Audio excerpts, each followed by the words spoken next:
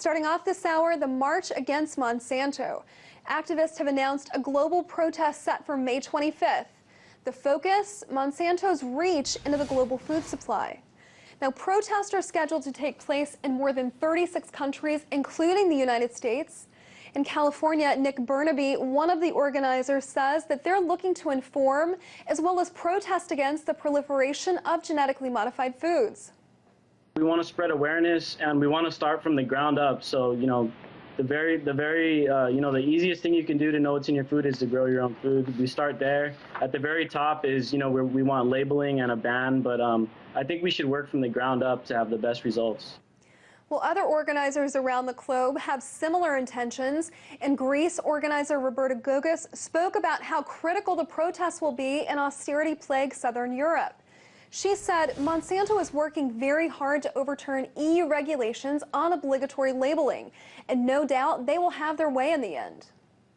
All of this following Congress's passage of the so-called Monsanto Protection Act, an amendment granting the biotech giant legal immunity in the U.S. Well, with me to talk more about this is RT's own Anastasia Churkina. Anastasia, let's talk about the magnitude of these upcoming protests. We know it's a worldwide affair, but what are the numbers that we're talking about here?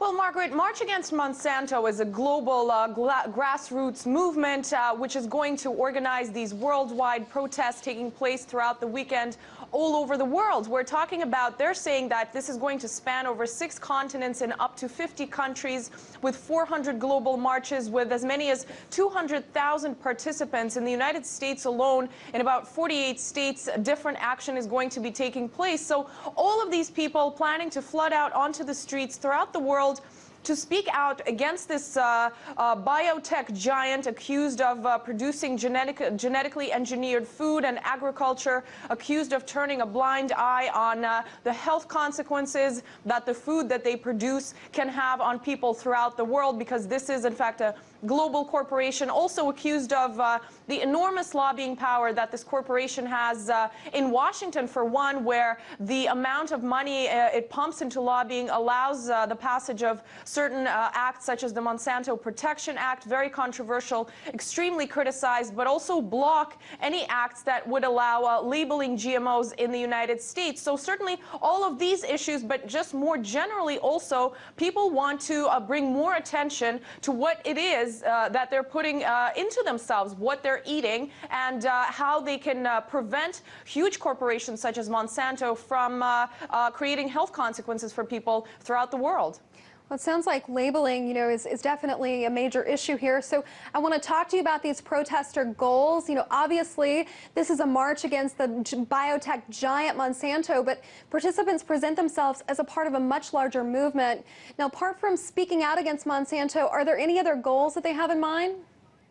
Absolutely. I mean, these tens and hundreds of thousands of people coming out, they're not just walking out onto the streets to talk about, being against GMOs and Monsanto. They do have the more kind of narrow goals of pushing through labeling GMOs in the United States. They're also asking for things like further scientific research on the health consequences of genetically engineered and genetically modified food. So we're not just talking about Monsanto particularly, they're talking about these particular steps that the U.S., for example, is yet to implement, but also the more broader scale of bringing these issues to the attention of masses throughout the world and promoting, not just with the marches planned throughout the weekend, but also promoting a better food culture throughout the world. Okay, so I want to talk to you briefly about the power that Monsanto has in terms of Congress and how they affect it. So considering the lobbying power that corporations like Monsanto have here in Washington, do you think that this global march is going to achieve any tangible results?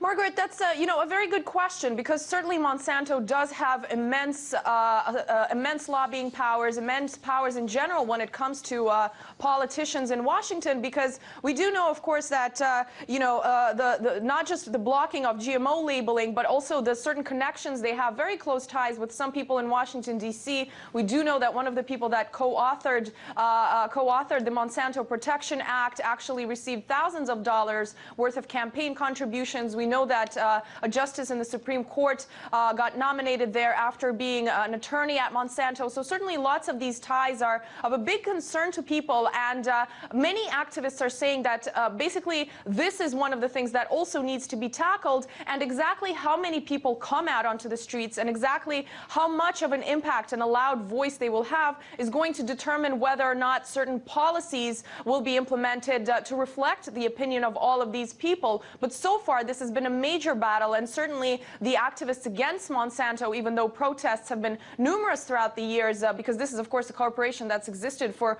over a century, tackling a giant like that is certainly a very complicated matter, and whether or not it's going to happen is going to take some time for us to find out. Okay, so we're running out of time here, but I just want to get your opinion. You've covered the Occupy protest movement before, as I understand it. Now, do you expect a lot of the same people and activists now to show up for this march?